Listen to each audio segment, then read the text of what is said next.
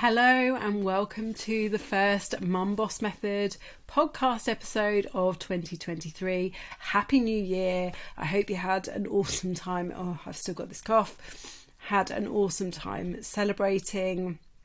That it wasn't too messy for you and that you are ready to go into 2023 and smash the goals that you are setting yourself.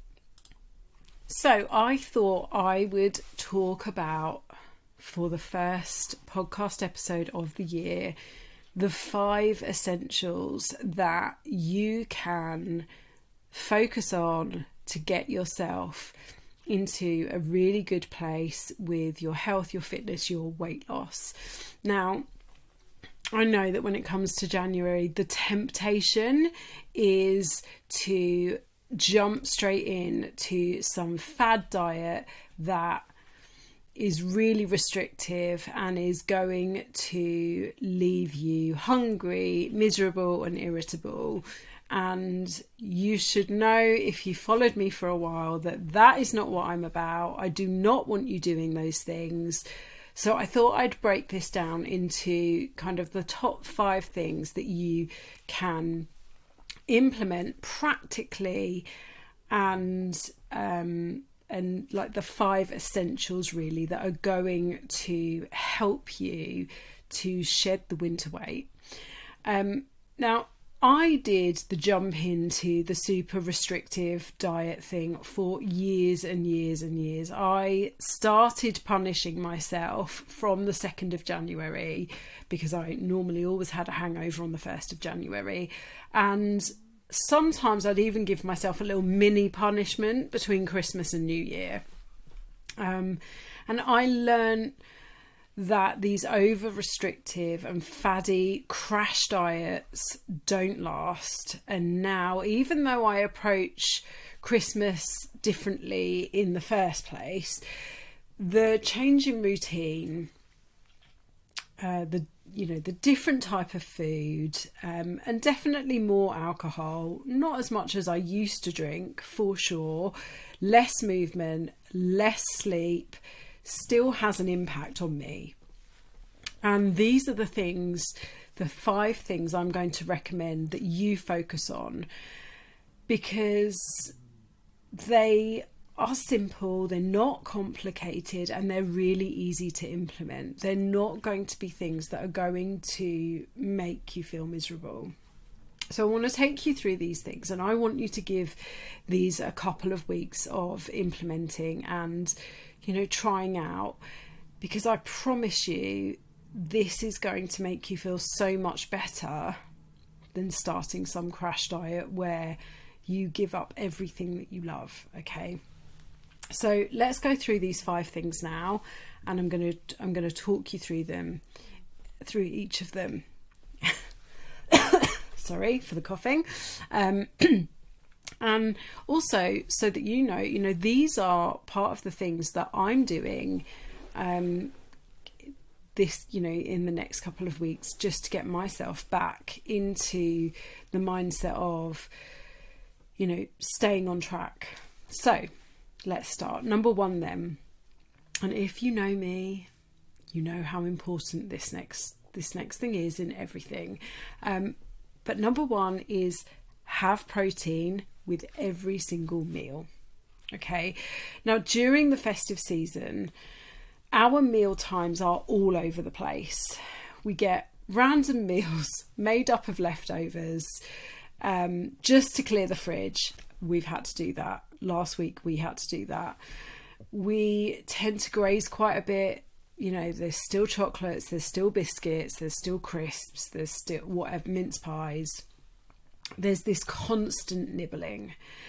And a lot of this food tends to be quite carbohydrate based. Okay. So what I want you to focus on is getting protein back on your plate.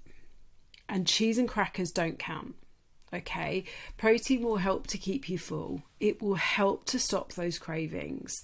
It will help to keep your blood sugar nice and stable, because for the past few weeks, your blood sugar has been going up and down with your snacking, your grazing and your nibbling. Okay, so get protein in with every meal. Okay, breakfast, lunch, dinner, and if you can, your snacks. That's number one. Number two, fruit and vegetables. Now, for similar reasons to the first one, fruit and veg get left out at this time of year. Yes, you've got your veggies on your plate for your Christmas dinner, and maybe if you had Bubble and Squeak after Christmas like we did, you'll get some veggies in there. But I reckon for a lot of people, maybe the only fruit they've seen the last couple of weeks is the grapes on the cheese platter. Or maybe the carrot sticks with the dips, which tends to be in a ratio of 1 carrot stick to 5 Doritos. And we don't get much fruit and veg in anywhere else. Okay. So my guidance for you here is aim for at least 2 portions with each meal or as a snack. Okay, so if you can't get, say, breakfast might be one that you find difficult to get 2 portions in, make sure you snack on some fruit or vegetables in between meals. And these can be cooked, these can be raw, the odd portion of dried isn't too bad either. But fruit and vegetables, they contain all the vitamins and minerals, fibre, that are essential for our body. Okay, and also they fill you up. If you can get loads of great veg on your plate at each meal time, that is a huge amount of food volume. When for the last week or so you've been used to eating loads and loads of food, getting loads of veg on your plate is going to help keep you full. It's going to help you feel satisfied, and you're not going from eating these huge big meals to this tiny little plate and then feeling super hungry and unsatisfied afterwards. Okay, number 3, water. Now, I hear this a lot, and I know it happens to me as well. A change in routine. Water is one of the first things that we stop doing. We stop drinking. I think about it quite often. People also struggle to drink enough water at the weekend, and that's because the day tends to be structured differently if we typically work Monday to Friday. So, I normally can't talk about water without drinking water. That's how much water I drink. But even though I drink a lot of water, I know that over the Christmas and New Year period, even though I still was probably drinking 1.5 litres to 2 litres a day, I was dehydrated. I know I felt super dehydrated, and that will have been the richer food, the saltier food. There was definitely, more alcohol. I was sick. There wasn't an absolute ton of alcohol, but still more alcohol than I am normally used to. Alcohol with lunch or whatever. So I was definitely feeling dehydrated. And in the Betwixtmas days, I think there were a couple of days where I drank 4 litres of water and I still woke up the next morning dehydrated. So I just know how dehydrated. I could feel it in my skin as well. I just know how dehydrated I was. So I want you to get your water back in. And I don't mind if you need to put a bit of squash in that water, if you need to put some fruit slices or some cucumber slices, if you need to drink peppermint tea or hot water to get that water in. Just try to get that water back up to at least 2 litres. Now, if you're not used to drinking 2 litres before, try to get it up to 1 litre. If you're not, if you don't even drink half a litre, just start with 1 big glass a day. And the easiest way to do that is to make water the first thing you drink in the morning. So I always go to bed with my big 1 litre bottle by my bed. And when I wake up in the morning, the first thing I do is take a good 3, 4, 5 big gulps from my water bottle. So tea or coffee are not my first drink. Water is my first drink. Because getting this water back in makes a huge difference, excuse me, not just to your hunger levels, but how you feel as well. When you are dehydrated, that can cause extra fatigue. You'll feel more tired. It can cause headaches, brain fog. It will leave you hungrier. It makes your body is working harder when you're dehydrated. So get that water back in. Okay, number 4, sleep. And this one often surprises people when I start talking about this, when it comes to getting back on track. And I'll talk a bit about back on track at the end of this podcast episode. But when I start talking to people, when they start working with me about sleep, they find it really surprising. But I just wanted to share this with you. So I have this special kind of tired that I reserve for this time of year. Okay, it's the combo of being out of routine, hosting for however many days I've ended up hosting for. So being switched on all the time to who needs a drink, who needs this, who needs that, tidy up after I've cooked. And it being the end of the year. Plus this year for me, I was ill on top of it. So I had 10 days when my sleep was interrupted by coughing. And so I definitely felt the tiredness. Now, lack of sleep has a direct impact on your hunger levels. So a huge focus has to be making sure you're getting enough sleep, recovering from the busyness that you've had this time of year, the hosting, the travelling around, the later nights playing Monopoly, whatever it's been. I want you to try to focus on getting your 7 to 8 hours. I mean, everyone is slightly different. Some people 6 hours is enough. Research just does show that it's actually about 7 to 9 hours most people need. So, for me, I'm definitely focusing on trying to get 7 hours a night. And I want you to do the same. And as much as, I'm not, between Christmas and New Year, I wasn't as in the routine as, I was working, but it wasn't a must get up at 5, start work at 8:30. It was a wake up slowly and I can work from the sofa kind of thing. I really tried to focus on recovering from that lack of sleep. And like I say, mine was because the majority of my lack of sleep was because I was ill. But I know that this time of year, ordinarily, when I'm not ill, I find really tiring. Even the 2 Christmases we had where... Was it 2 Christmases we had where we couldn't have people with us? I can't remember. Pandemic 2021. No, just one. I think the Christmas before my parents were ill. That's why they didn't come.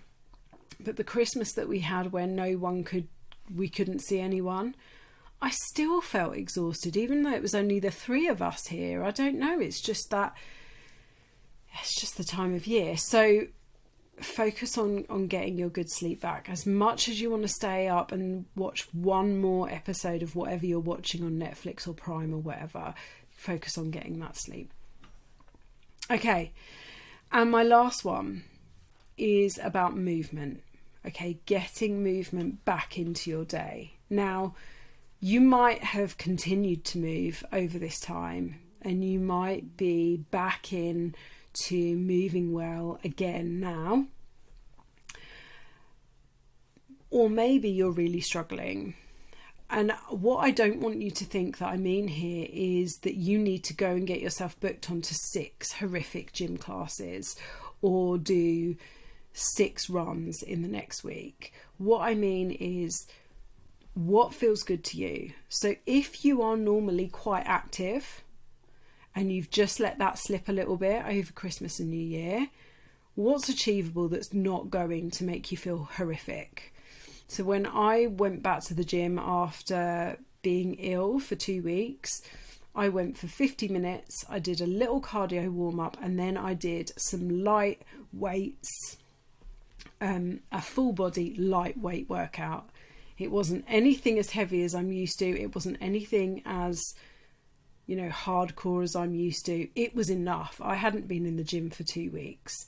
It was enough. That, along with walking the dog every day, the first couple of days of getting back into it, that's enough for me. And then when I know I'm feeling much better and I'm a bit more back into my routine, I will go back to my normal gym routine. So for you, this might mean getting out for a 10 or 15 minute walk every day, and maybe then upping that to 20 minutes. It could be that you go swimming. It could be that you go on your bike. It could be that you try to stay out for an extra 10 minutes with the dog, but get some movement back into your body. And this isn't movement with the purpose of burning calories. This is movement with the purpose of getting your body moving. If you can make it outside and the weather isn't too disastrous, that's great for both, your mental state as well as your physical state. But it's movement for the sake of getting that movement back into your body, rather than, oh my gosh, I must go and do 60 minutes of hard working out to burn 400 calories. That's not going to work, and I'll talk about why on another episode. But get some movement back in. What feels good for you? So they are my 5 things. So protein, let's summarise: protein with every meal. Fruit and veg back on your plate, at least 5 or 6 portions a day. Get that water intake up. Make sure that you're getting good sleep and get some movement back into your days. Okay, now if you focus on these 5 things, this isn't complicated. This isn't loads of rules and restrictions. This isn't taking a load out of your food, right? We're not restricting a load of things out of your food. Actually, I've not told you to not have anything. I've actually told you to add into your day. Get some movement in. Get some good quality rest. These are the things that will make a difference. These are the things that are going to make you feel great and that are going to start helping. And you might be sitting here listening or watching and thinking, what is she talking about? How is this going to help me? I promise you, focus on being consistent on these 5 things and you will start to see magic happen. Now, if you want to hear more from me on how I can help you, I am going to be running a free 5-day challenge from the 23rd of January. You will find the link to register for that in the show notes of the podcast episode or in the comments on the YouTube channel. I would love to have you as part of this free 5-day challenge. We are going to go through the principles that I use with my clients to get them amazing results. You're going to get 5 days of me coaching you, support, documents, suggested meal plans, cheat sheets, you name it, you're getting it. So I would love to see you as part of that 5-day free challenge. Check the link in the show notes and in the comments. I hope you've enjoyed this episode. If you have, please share it. And if you are listening on podcast, please write a review and give us a rating. Subscribe to the YouTube channel and let me know what has been your biggest takeaway in the comments below. Thanks for listening, and I will see you next week. Mwah.